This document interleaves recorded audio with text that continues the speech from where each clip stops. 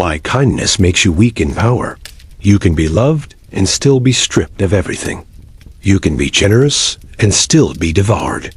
You can be kind and still be marked for the quiet execution that power performs with a smile.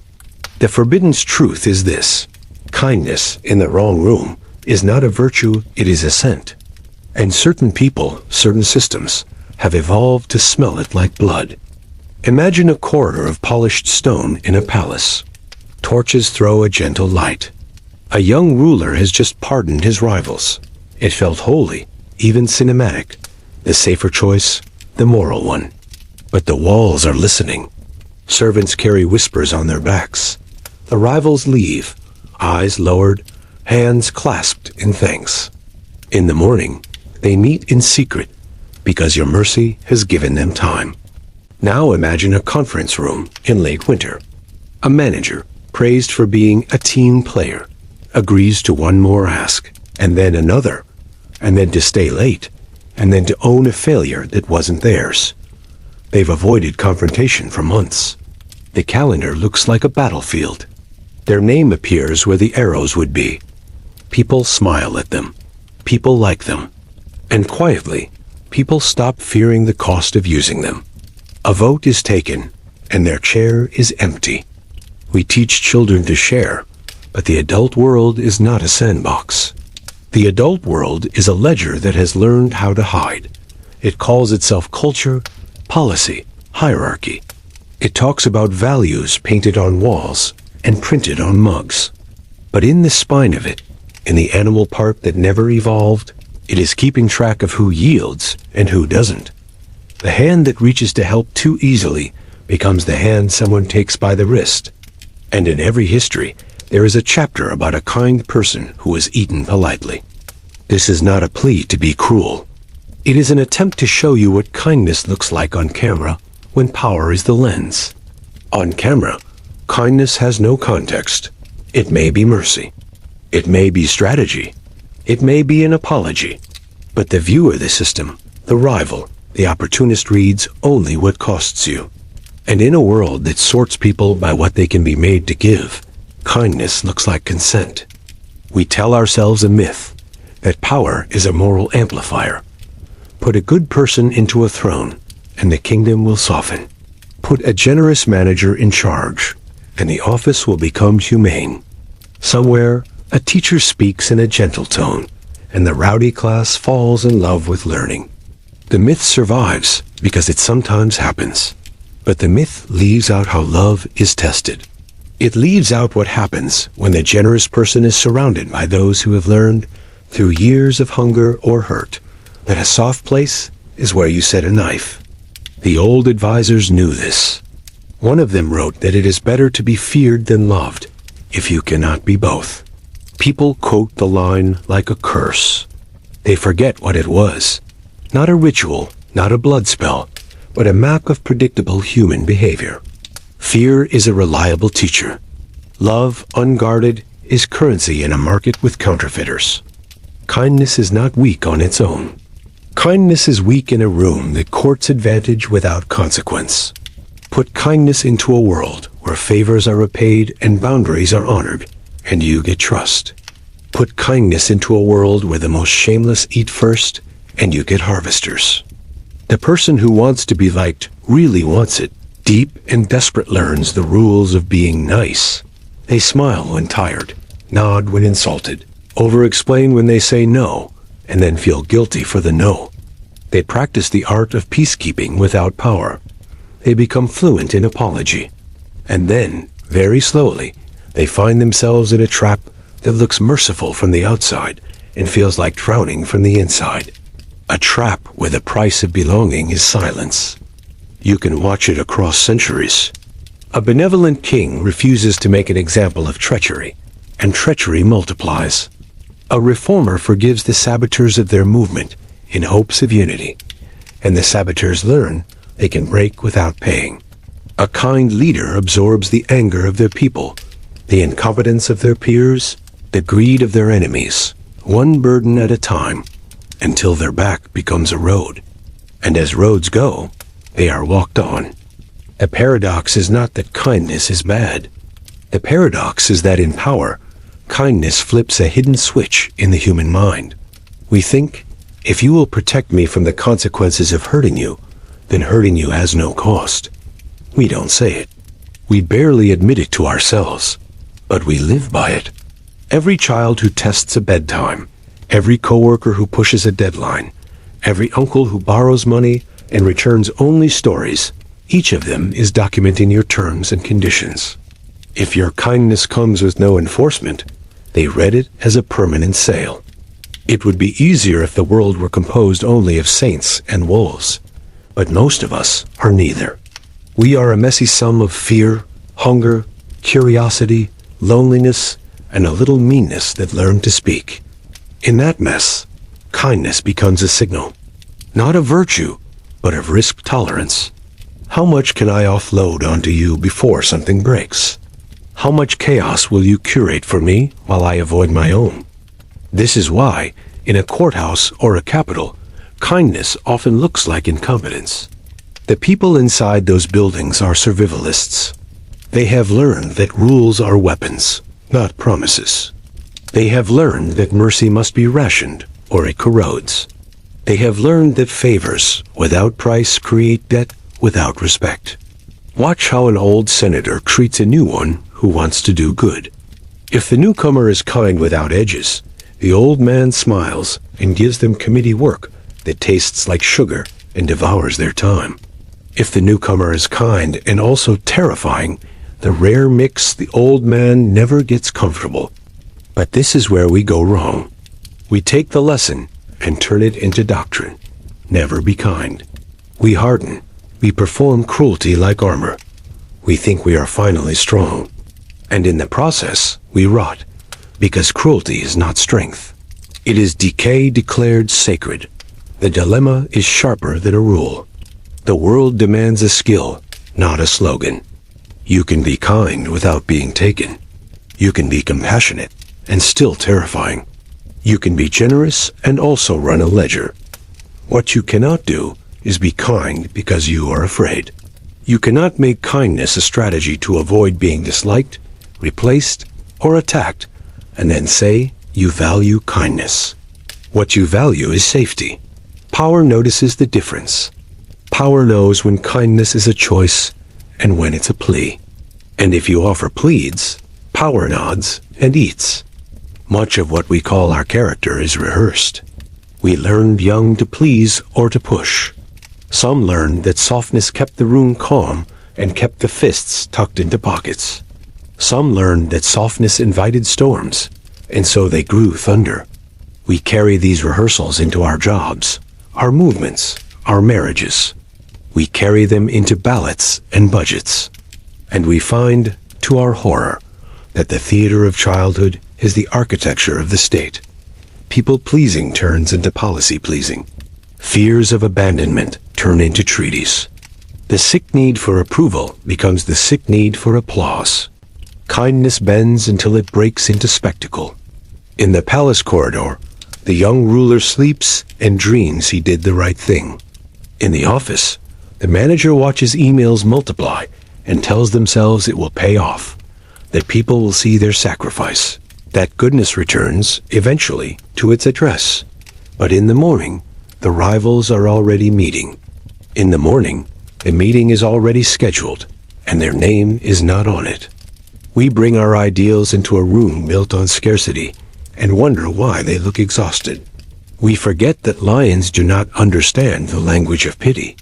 We forget, until it is too late, that a smile is a contract in some rooms and camouflage in others.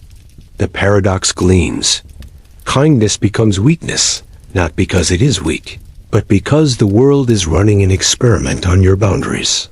And it will keep running it every day until you change the variables. So ask yourself, when you are kind, what are you buying? Relief? Approval? Delay? Control? Ask yourself whose hands are warmed by your mercy and whose knives are sharpened by it. Not because kindness is obsolete, but because it is rationed by reality, and reality does not accept IOUs from your heart. There is a way through. But it requires descending first through the polite layers, to the engine room where the exchanges are naked. You have to watch your own motives breathe. You have to watch how people test you. You have to map the moment where kindness stops being a gift and becomes an invitation. Listen to the room. Can you hear it? The counting, the measuring, the rustle of someone noting your tolerance, like a banker noting your debt. This is not a conspiracy. It is a rhythm. Count with it, or it will count you out. This is where the descent begins. The descent is not a fall, but a dimming. The light goes down and details come forward. Glances, pauses, the glove over the hand that moves the lever beneath the table. To unravel the thing we call kindness in rooms, where consequences are currency, you have to learn to see what eyes pretend not to see. Start with the smallest stage, a kitchen, a child asking for just 10 more minutes. You, kind by habit, say yes, because love shouldn't sound like a crackdown. The next night becomes 12. In 3 weeks, bedtime is a negotiation, and sleep is a rumor.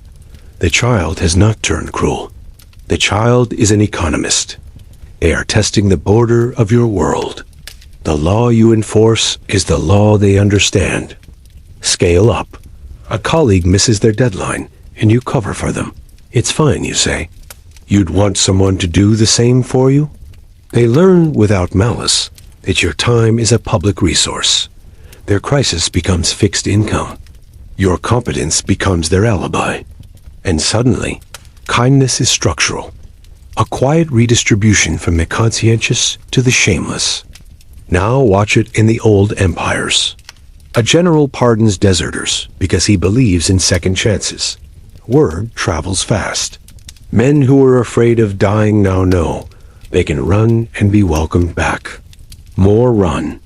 The army falters, not because kindness is wrong, but because kindness, unaccompanied by consequence, reprograms the incentives that hold the line. Mercy was given to the first deserter, not to the decision itself. The decision metastasized. This is the part we resist. The mind has two faces. One loves stories about goodness. The other keeps a scoreboard. We like to believe the story will erase the score. It does not. In the back of every head, some little ledger keeper is scribbling madly, watching for who holds limits and who doesn't, who subsidizes the room with emotional labor, who leaks their energy into all the cracks. The ledger keeper speaks in impulses: respect, contempt, deference, disdain. If you pour endlessly from your cup, that voice does not say, "What a saint." It says, "A renewable resource." You felt this in your bones. The more you rescued, the less you were thanked. The more you forgave, the more creative the harm became.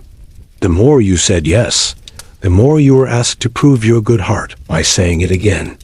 And inside, a slow anger began to simmer. That anger is not proof that you are secretly unkind. It is proof that your kindness has been severed from your self-respect. People like to perform the self as a symbol. They will tell you they are kind because being kind makes them distinct from the brutes. But symbols are brittle. When the world presses on the symbol, it snaps, and once, tired and cornered, the kind person explodes. They finally say no with the force of all their swallowed no's. And look how neatly the world files it. Unstable, difficult, not a team player. The system gets to keep what it took, and your outburst becomes the evidence that you never deserved to keep it in the first place. This is the trap. It is designed to turn your belated boundaries into a crime scene. Power's trick is to make you believe that morality and popularity are the same currency. So you avoid displeasure as if it were sin. You equate a frown in the room with a stain on your soul. This makes you predictable. Predictability is the predator's favorite scent. They will steer you with the wheel of your own conscience. All they have to do is imply that good people would agree, good people would stay late, good people would accept the new terms, good people wouldn't make this about them. And because you want so badly to be good, you will make yourself available. This is why certain personalities rise in organizations. It's not that they're smarter. It's that they learned earlier that approval is just noise. They are not bothered by the short-term scandal of a clear no. They do not need you to think they are kind. This frees their hands. When conflict appears, they don't negotiate with their self-image. They negotiate with reality. They are not restrained by an internal chorus chanting "be nice." They can bargain, threaten, walk away. Some of them are monsters. Some of them are leaders. The difference is not their ruthlessness. It is what their ruthlessness is in service of. History doesn't just tell stories of wolves winning. It tells stories of lambs dressing as wolves to survive. The interesting tragedies are the good people who hardened, the ones who tried to be humane and learned the dialect of force too well. They begin by setting boundaries. They end by setting traps. Their kindness turned into a strategy, and they began to worship the strategy more than the people it was meant to protect. This is why cynicism tastes like safety for a time and like ash later. We have to separate two kindnesses. One is performed to be seen. It is public, eager, and thirsty. It will always betray you because you created it to keep punishment away. The other is anchored. It rises from a center that does not bargain with abusers. It is tender to wounds and merciless to manipulation. It says yes because it wants to, not because it's terrified of the consequences of a no. People feel the difference. In the presence of anchored kindness, opportunists sense danger. In the presence of thirsty kindness, they sense lunch. Consider the movement leader who keeps the coalition together by smoothing everyone's feelings. They absorb rage, bias, ego, incompetence. They keep the dream alive by keeping the room calm. The cause survives the meeting, but the leader ages 10 years in one. Their kindness lubricates a machine that burns them as fuel. When collapse comes, it is blamed on them anyway, because the deals they made were unwritable, and the people they protected never learned to carry themselves. The leader's halo flickers, and the crowd chants for a stronger hand.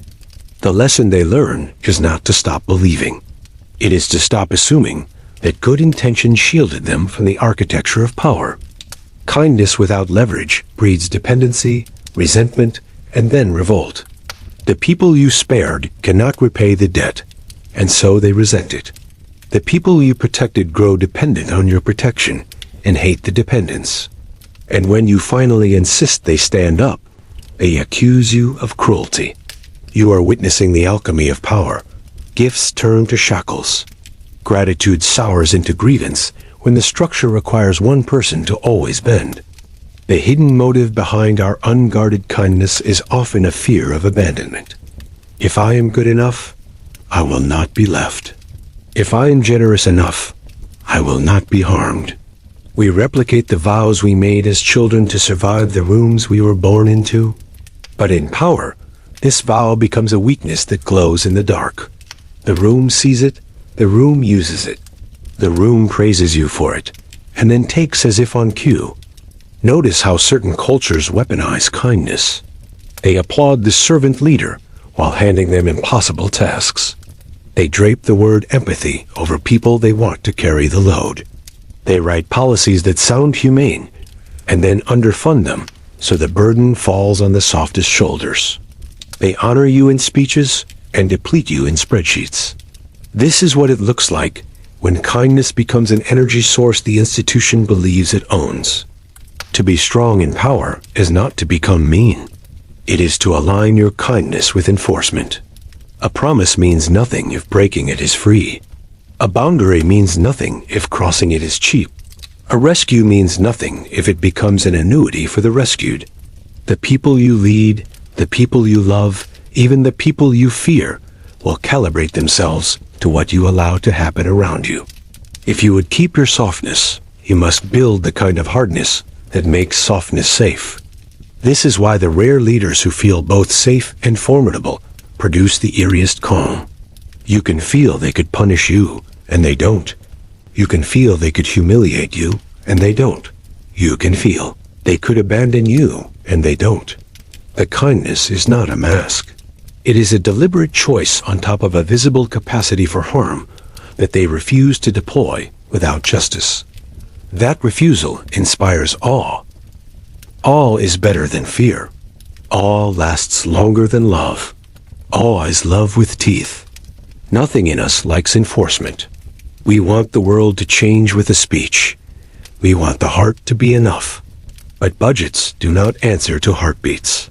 Armies do not march because you hope. Companies do not honor boundaries. They do not believe you will defend. The moment you hope instead of enforce, you have announced a price, and someone is already calculating whether it is worth paying.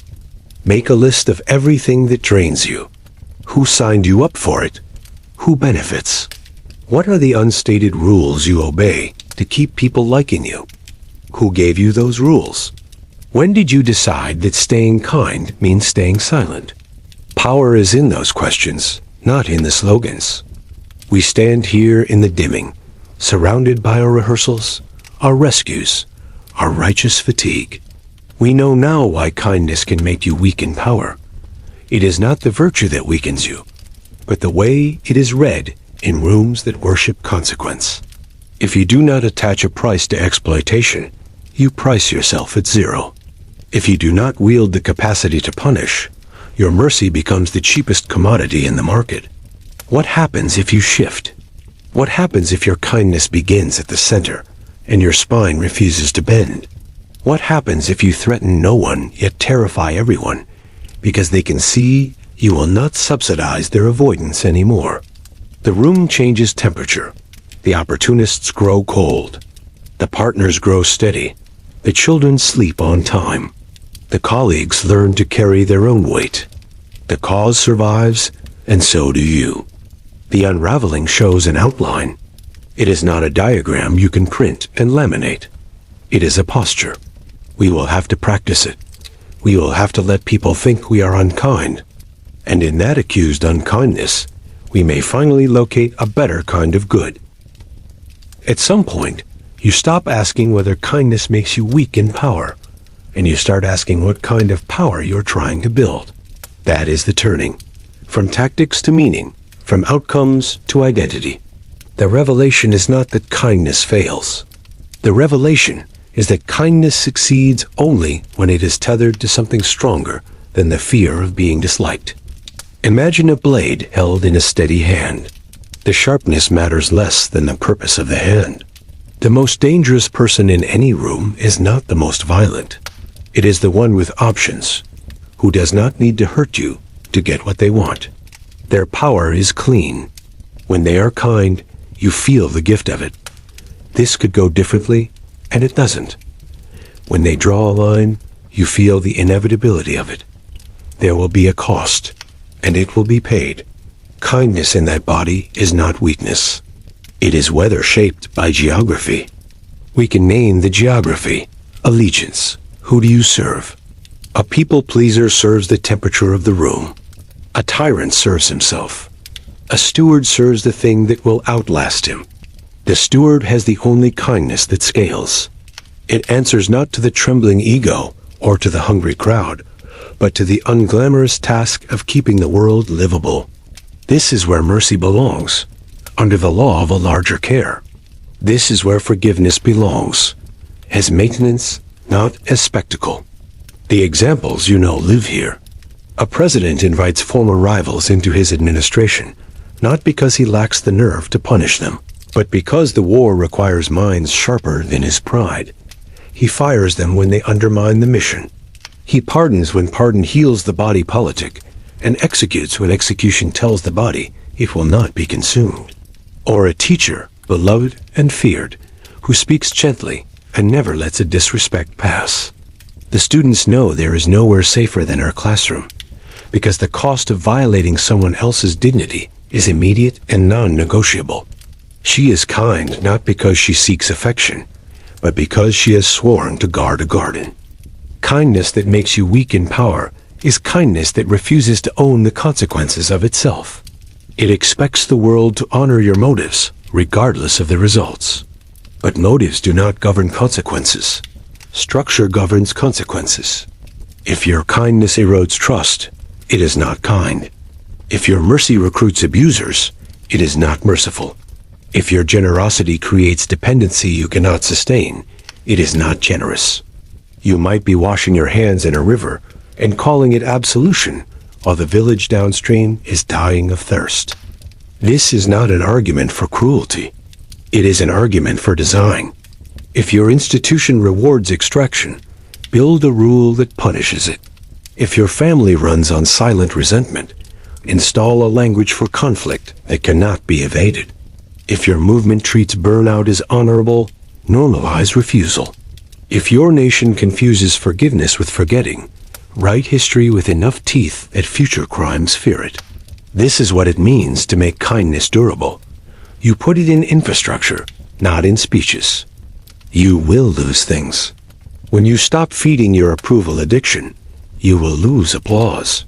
When you begin to enforce the consequences of breaking your boundaries, you will lose the people who were there for the undefended version of you. When you decline to subsidize chaos, chaos will call you heartless. When you choose a principle over a performance, that performance will boo. There is a grief here. Do not pretend it tastes like victory. It tastes like clean water after a long drought, bland at first, then clarifying, then the only thing you want. The inner work is brutal and very quiet. You have to sit in a room with your urge to explain. You have to let someone dislike you and not rush to fix it. You have to say no and resist every muscle that wants to turn the no into a seminar about your goodness. You have to stand up for someone else without becoming their spine. You have to refuse to rescue because you love them, because you want them strong, because your love is not anesthesia. And then, when the trembling subsides, you will notice that the world did not end. The room didn't melt. The people who matter adjusted. The people who only mattered to your fear left. There is also a darker revelation. Some of the people you wanted to believe were merely misguided are, in fact, feeding. They were drawn to your kindness because it meant an ease they felt entitled to. They flourished in your shadow because the light was warm and the rent was free. When you attach consequences to your gifts, they will unmask. This is mercy too. A revealed parasite is easier to treat than a cherished one. A society that confuses kindness with compliance breeds predators and victims in equal measure. A society that ties kindness to strength produces citizens who can defend one another without being devoured by the task. In one, every non-profit becomes a sponge for guilt and a hospital for burnout. In the other, kindness is routine, and no one is canonized for basic decency, because decency is not an act of heroism. It is the grain of the wood. We build one or the other with how we teach our children to hear no, how we design our offices to prevent freeloading, how we write our laws to make exploitation expensive. The personal and the political are not separate theaters here. They are the same room at different scales. If you want a country where kindness does not make you weak in power, build homes where kindness is linked to consequences. Classrooms where empathy coexists with order. Workplaces where generosity has guardrails and takers are corrected, not coddled. Do this not because you are itching to punish, but because you understand that unpunished harm radicalizes the shameless and demoralizes the faithful. There is a strange kind of peace on the far side of all this. You no longer perform kindness for applause. You no longer perform hardness for safety. You separate the person from the pattern. You forgive the person and punish the pattern. You say to the man who borrows and never returns, "I love you," and the answer is no until you pay me back. You say to the colleague who brings you emergencies, "I care about you, and I will help you plan tomorrow's day, but I am not your extinguisher anymore." You say to the movement that drinks you dry, "I am stepping back so that the cause can stop running on human sacrifice." You put your hand on your own shoulder and say to the child you were, "We survived by bending. We will live now by standing." In the palace corridor in our minds, the young ruler wakes again. He opens a letter. It is not a thank you note. It is a map of a rebellion that has been cooking with the heat of his mercy. This time he does not panic into cruelty, nor does he cling to the purity of his last choice as proof of his goodness. He calls the rivals in. He takes away their ability to harm, not their lives. He removes their engines, money, titles, navies. He puts in place a rule that would restrain him if he ever becomes like them. He builds a law that insults his future ego. He lets the room see that his kindness will never again be an option for their violence to hide behind. And then, and only then, he pardons what remains, because its teeth are gone. In an office somewhere, the manager watches the late-night email appear and does not respond. In the morning, they meet the sender with neutrality. They do not apologize for not rescuing. They reassign the work. They announce a new rule. Favors will be tracked and rotated. Deadlines will be real. The first week is difficult. People lash out. They are not used to the costs. 2 months later, the machine hums, and the manager goes home for dinner. And you, listening, may feel the undertow of two tides, the call to armor up and the call to lay the armor down. The revelation is that strength is armor you wear under the skin, and kindness is the warmth you can offer once you know the blade is there. They are not enemies. They are partners. Weakness is the absence of one disguised as the abundance of the other. If kindness has made you weak, it is not because you were wrong to be kind. It is because you were taught to give without the right to refuse. You were taught to forgive without protection.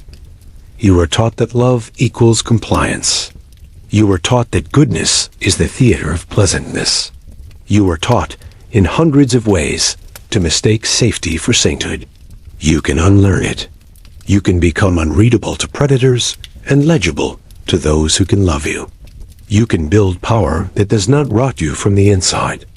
What remains, at the end, is an invitation to clean power. Gentleness toward the person, severity toward the pattern, compassion as a default, consequence as a boundary, empathy that does not erase accountability, generosity that refuses to subsidize laziness, mercy that refuses to launder harm. If you carry this into your rooms, your homes, your institutions, kindness will stop making you weak. It will make you trustworthy. And trust is the only power that survives a storm. So what is left to do? Stop performing. Start designing. Pick a small room and rewrite its rules so that no one has to be a martyr for goodness to exist. Hold your line without commentary. Offer your warmth without ransom. Send a signal to the room that your kindness is a choice made by someone who does not fear being alone. Stand there. Watch who approaches. If this opened your eyes, subscribe to Boring History, because the truth is never boring.